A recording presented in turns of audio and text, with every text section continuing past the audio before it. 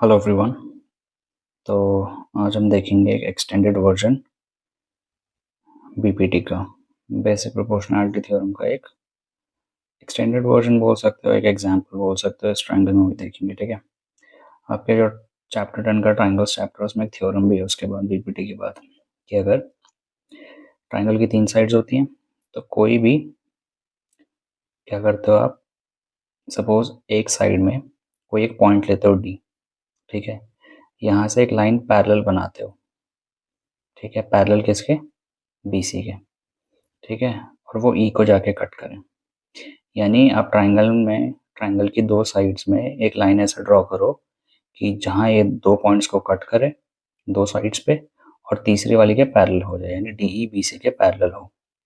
अगर ऐसी एक लाइन बनती है जो डीई बीसी के पैरेलल है, तो ये जो हिस्से बन रहे हैं ना, ए बी के 2 हिस्से होते हुए दिख रहे हैं, ए डी और डी बी, इन दोनों का रेशियो, और यहाँ ए सी का हिस्से दिख रहे हैं मेरे को, ए ई और ई सी, इन दोनों का रेशियो आपस में क्या होता है? सेम होता है, ठीक है।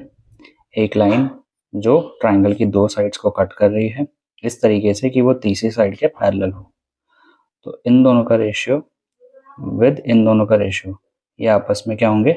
इक्वल होंगे, ठीक है। अब अगर मैं क्या करता हूँ, दोनों साइड का रेसिप्रोकल करता हूँ, A D upon D B का D B upon A D कर दिया, और ई सी अपॉन ए ई कर दिया, दोनों का रेसिप्रोकल कर दिया, दोनों में 1 ऐड कर दिया, तो भी वैल्यू सेम रहेगी। इन दोनों का एलसीएम ए डी होगा, तो यहाँ पे सॉल्व करने के बाद ये D B plus A D बन जाएगा अपॉन में ए डी। तो ये सॉल्व करके डी बी और ए डी ऐड करके ए बी आ जाएगा।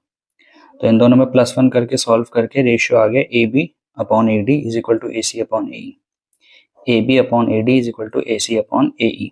या अगर मैं रेसिप्रोकल कर दूँ तो A D upon A B, A D upon A E is equal to A E upon A C, ठीक है।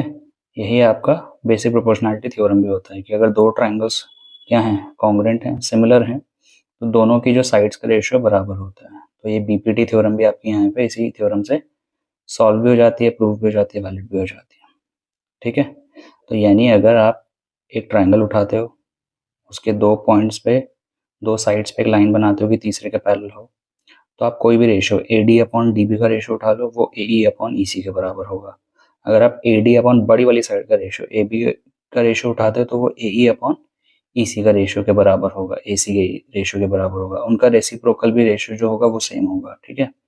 बस +1 -1 करने की ज़रूरत है, उसके बाद आप ये सारे रेशियोज आपस में इक्वल लिख सकते हो। Thank you.